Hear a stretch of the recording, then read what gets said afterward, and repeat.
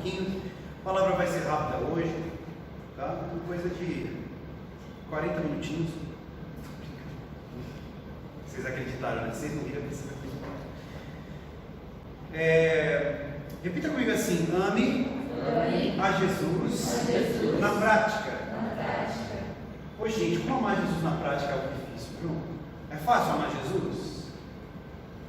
É fácil? Não, na prática não. Na prática? Porque a Bíblia diz em João 14, 21, diz assim: aquele que tem os meus mandamentos e os guarda. Abre lá em João 14, 21, tá? Mas eu já vou lendo para vocês. Aquele que tem os meus mandamentos e os guarda, esse é o que me... Então Jesus considera que se você o ama, você guarda os princípios dele, ou seja, você faz aquilo que os princípios dele mandam. Significa que aquele que tem os meus mandamentos e os guarda, esse é o que me ama. A parte B do versículo diz assim: aquele que me ama será amado do meu Pai, e eu o amarei e me manifestarei a ele. Então veja só, tem duas partes desse versículo. Primeiro, aquele que me ama, aquele que tem os meus mandamentos, esse é aquele que tem os meus mandamentos e os guarda, esse é o que me ama. E eu quero perguntar para você: você tem guardado os mandamentos do Senhor? E eu não estou falando guardado no sentido de você gravar na cabeça, não. Você tem praticado os princípios do Senhor? Porque a Bíblia diz que se você, a forma de amar ao Senhor, manifestar o amor que você tem por Ele, é guardando seus princípios. E aí, na continuação, diz assim: e aquele que me ama será amado do meu Pai. Significa que se você não cumpre os princípios do Senhor, se você não ama ao Senhor, se você não guarda os mandamentos dele, você não é amado de Deus. Porque Ele só vai te amar se você fizer os princípios dele e guardar os mandamentos dele. Nossa, que afirmação difícil. Que coisa difícil. Fala assim: meu Deus do céu, será que eu sou amado por Deus mesmo? E de fato a gente sabe que a gente não consegue cumprir todos os princípios de Jesus, até porque nós somos muito pecadores ainda. Porém, tem algo na Bíblia que chama justificação, que é quando a gente aceita Jesus, quando Cristo nos aceita, para ser mais correto, Cristo começa a nos olhar como justos, e por isso nós somos justificados. Significa que mesmo mediante as suas falhas, os seus problemas, que são inúmeros assim como os meus, Cristo ainda te olha e te vê como justo. E a parte B diz: e eu o amarei e me manifestarei a ele. Gente, olha que privilégio. Pelo fato de você seguir os princípios de Jesus, amar a Jesus, guardar os seus mandamentos, Cristo se manifesta através de você e em você, para você. Tem noção disso, da profundidade disso? Essa é uma passagem assim que eu amo de coração. Se eu pudesse, eu colocava ela no vidro do meu carro, assim. Mas eu não vou colocar, ia ficar estranho. Mas é João 14, 21, tá? Então eu quero que você guarde algumas coisas. Primeira coisa, são 4 pontos hoje, bem básicos, bem rápidos.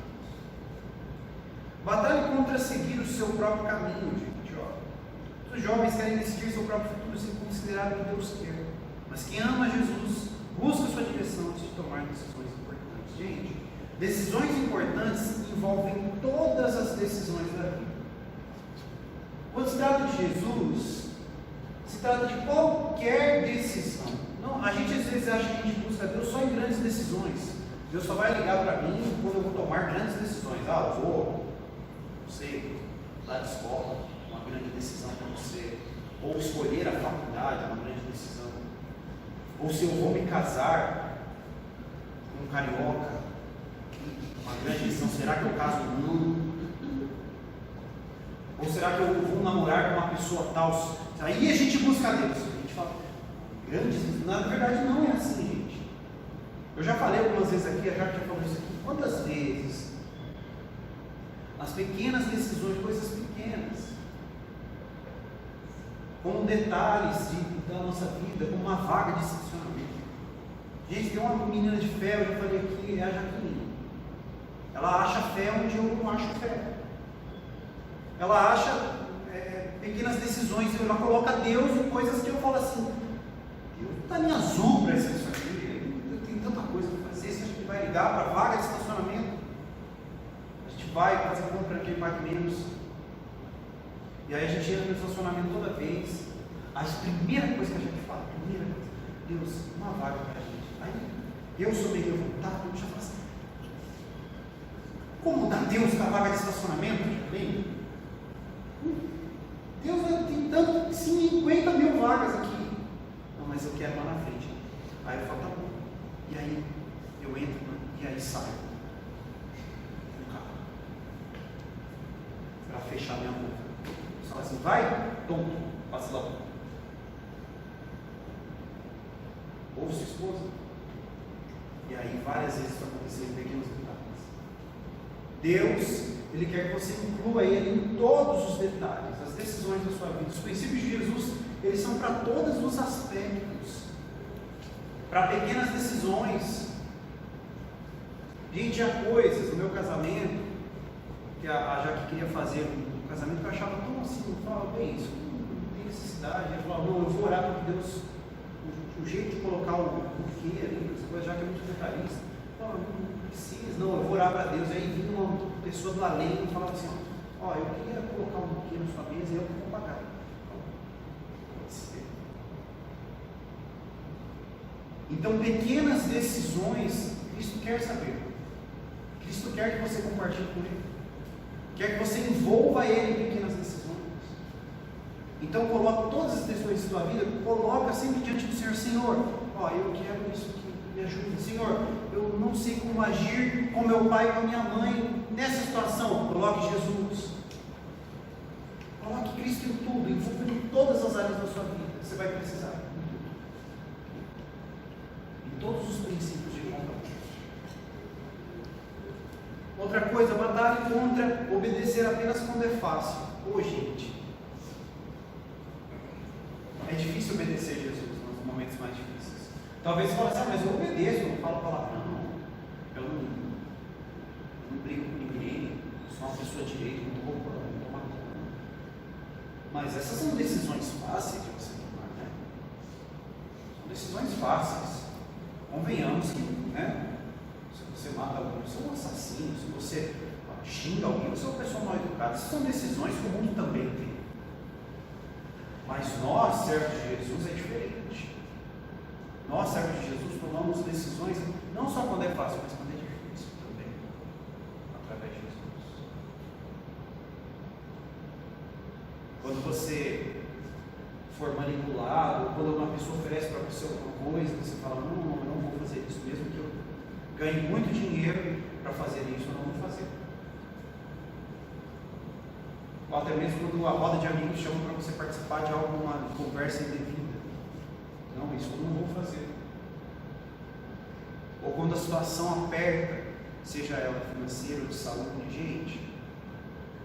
Antes de eu vir para Campinas, há uns 2 anos e meio atrás, 3 anos atrás, acho que eu nunca falei isso, né? Eu nunca falei isso.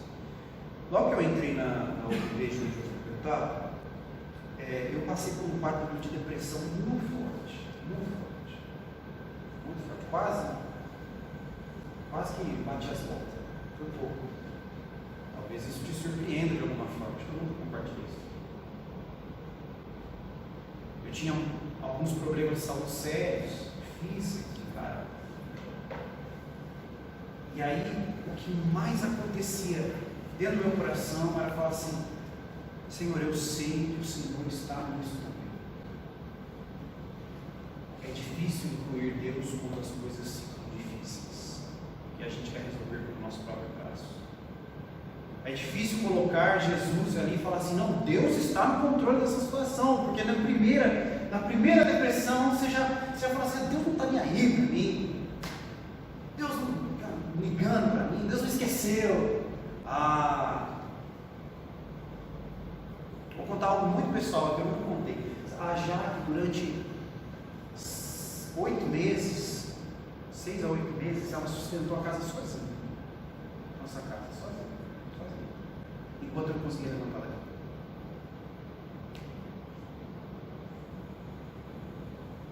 Eu não levantava da cama para nada, só para fazer xixi, cocô, tomar banho, e voltava da cama. Minha barba assim, ó, desse tamanho aqui, assim, ó. O cabelo parecendo um Black Power dos anos 60. Meus pais foram para casa, ficaram lá uns 10, 15 dias. Queria morrer, é a única coisa que eu queria fazer, eu queria morrer. Falava para a Jaque, que eu quero morrer. Eu quero morrer, não quero saber de nada. Só quero morrer, eu quero que Deus me leve. A Jaque, você não vai morrer, eu não vou deixar. Até que um dia eu fiquei em casa sozinho. Aí eu estava muito triste. Eu lembro que eu estava deitado na cama. E aí eu tive um quadro de depressão muito forte. E a Jaque estava indo embora da plantão. E eu fiquei na cama chorando assim, ó, compulsivamente, querendo morrer. A Jaque, eu preciso trabalhar. E ela, não vai, pelo amor de Deus, não vai, chorando, eu queria morrer. Ela falou, preciso, vai ficar bem, e eu vou orar por você. Ela foi trabalhar e eu fiquei lá. O desespero, eu perdi até o ar. E eu lembro que o Espírito Santo falou assim para mim, sabe por que eu estou te isolando? Porque você vai me incluir quando o negócio está difícil, você não vai correr de mim. Sabe quando eu aconselho você sobre depressão, sobre dificuldade na vida? Gente, eu nunca aconselho ninguém de uma coisa que eu nunca passei. Nunca. Eu estou abrindo isso aqui para vocês, que aqui isso aqui da casa.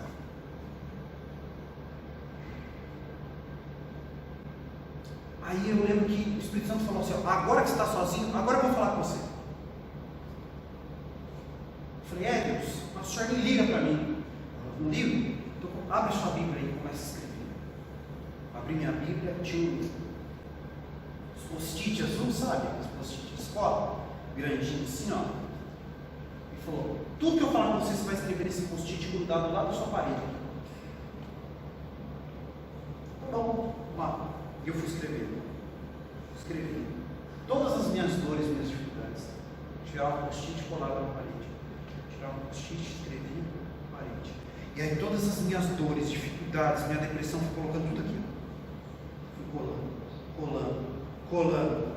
Sabe, quando eu lembro que antes de eu mudar para Campinas, Deus já tinha me curado, já tinha mudado o meu coração. Já te fazia mais de 1 ano e meio, 2 anos que tinha passado aquilo. E os meus post-its todos estavam na minha parede. Deixa eu ter uma foto, depois eu mostro para vocês que estava na minha parede. E aí, conforme eu fui colando os post-its, eu fui fazendo uma cruz assim. Intencionalmente, fazendo uma cruz. E eu enchi a minha parede de post-it. E aí, antes de eu mudar, eu sentei na cama, ficava lá na minha parede da cama, eu sentei na cama assim. E aí o Espírito Santo falou, viu? Olha para essa parede aqui, veja o quanto que eu trabalhei no seu coração.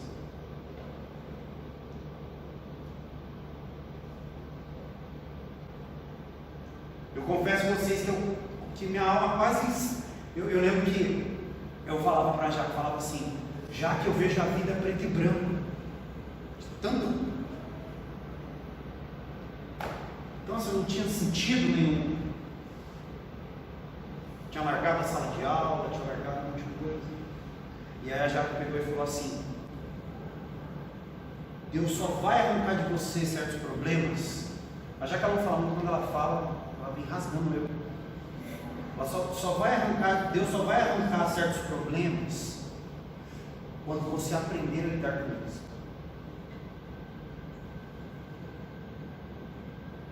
Aí eu falei, mas eu só tenho que...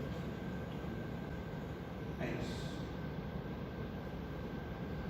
Deus só vai arrancar certos problemas da sua vida quando você aprender a colocar ele nesse problema. Quando a gente quer explanar, falar assim, ó, não quero colocar Deus aí não, porque Deus me abandonou, Deus não liga para isso. É aí que Deus quer falar assim, eu quero que você me coloque nessa situação, quero que você me coloque nesse problema, que enquanto você não me colocar nesse problema, para resolver essa situação junto com você, eu não vou tirar isso da sua vida.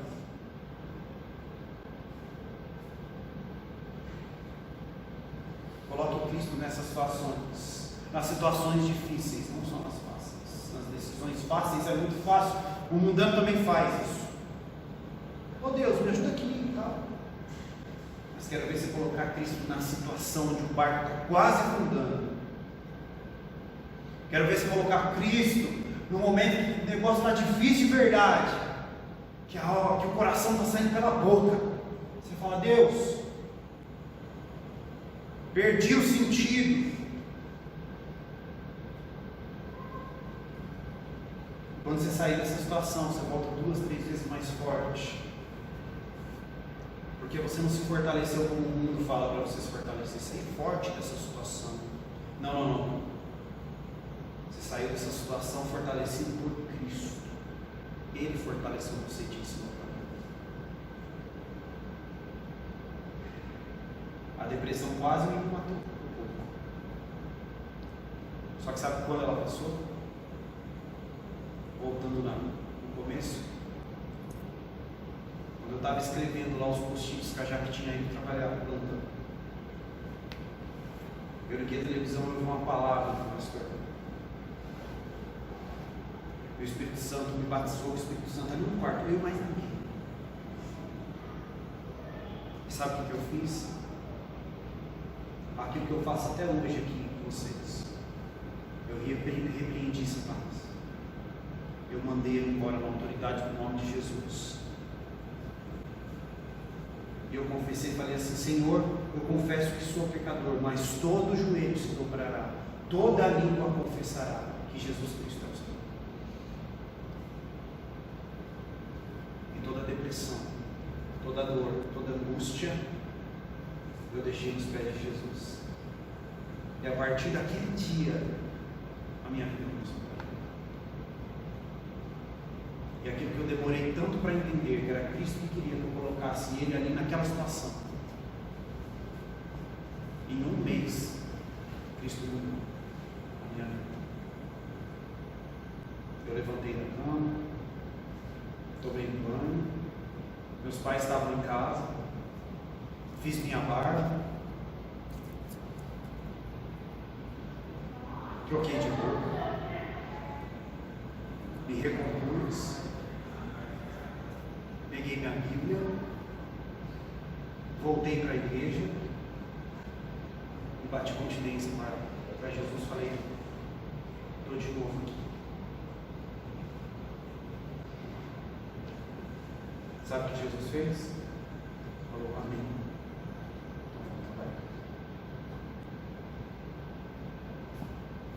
Coloque Jesus nas decisões difíceis da sua vida. Você vai ver que nunca mais a sua vida vai ser a mesma. Amém? Eu tinha algumas coisas a mais para falar, mas acho que o Espírito Santo já falou aquilo que eu tinha que falar. Vamos orar? Hoje não precisa de louvor, tá? No final, vamos orar aqui, para que todos possam ser liberados lá por isso.